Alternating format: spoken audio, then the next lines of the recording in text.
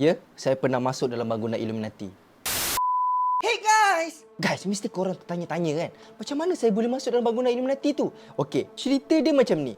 Ini masa zaman-zaman jahiliah, zaman-zaman dulu. Boleh katakan sebelum Covid. Okey, benda ni dah lama. Okey, masa tu saya dengan kawan saya, kita orang ni selalu layan Prince-Mate tau. Kita orang selalu layan video Prince-Mate. Kita orang tengok video Illuminati Prince-Mate lah. Dan tiba-tiba ada satu time tu, video pasal Michael Jackson. So masa tu saya tiba-tiba, saya dengan kawan saya terfikir.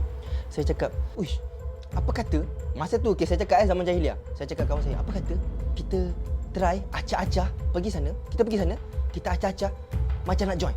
Kita acah-acah nak join. Sebab apa? Kita nak masuk dalam tu, kita nak tengok apa yang diorang buat. Teruk kan?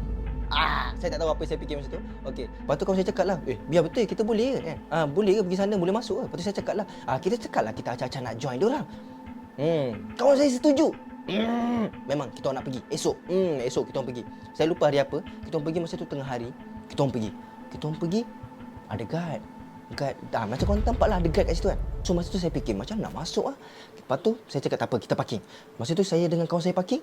Dan saya pun pergi dekat guard tu lah dengan kawan saya. Saya kat kawan saya, abang, macam mana lah? Kami mau masuk, macam mana lah? Lepas tu guard cakap, oh tak boleh masuk. Awak kalau nak masuk, awak kena ada kawan lah, macam invitation lah macam tu. Tiba-tiba ada driver masuk kereta, masuk dalam bangunan tu. Lepas tu saya cakap kat guard tu, tak, tu driver, ada orang masuk. Boleh tak bos cakap dekat driver tu yang saya dengan kawan saya nak masuk. Lepas tu guard tu pergi jumpa orang tu. Saya dengan kawan saya tunggu je. Tunggu kat luar. Driver yang tadi tu, yang masuk tadi, datang kat kita orang. Kalau korang mau masuk ke? Korang tak boleh masuk kan? Sebab ni member je boleh masuk ni kan? Saya cakap dekat orang tu, tapi kita orang nak join, nak jadi member. Korang tahu tak? Driver tu terkejut. Dia macam, nak jadi member? Macam dia fikir. Dia macam, biar betul budak ni. Biar betul. Macam tu. Dia pun macam fikir. Dia cakap, okey tak apa. Sekejap, saya call sekejap. Dia call orang dalam. Saya tak tahu siapa yang dia call. Okey. So lepas dia dah call tu, dah saya sembang, dia cakap kat saya, okeylah, jomlah ikut saya. Wow, kita dapat masuk dalam bangunan tu. Dia cakap jomlah ikut saya. So kita orang masa tu kita orang cakap okey. Wow, kita orang rasa tu rasa macam okey, it's not happy about kita orang nak join ke. No.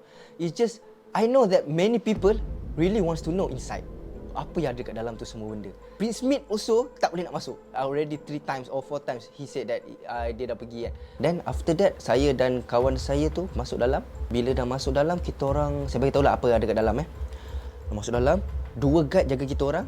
And orang tu sekali driver. Dan kita orang tak boleh rakam. Kalau dah boleh rakam, kita orang dah rakam dah dalam. Kita orang dah rakam, dah tunjuk kat sini dah. So, kita orang masuk dalam.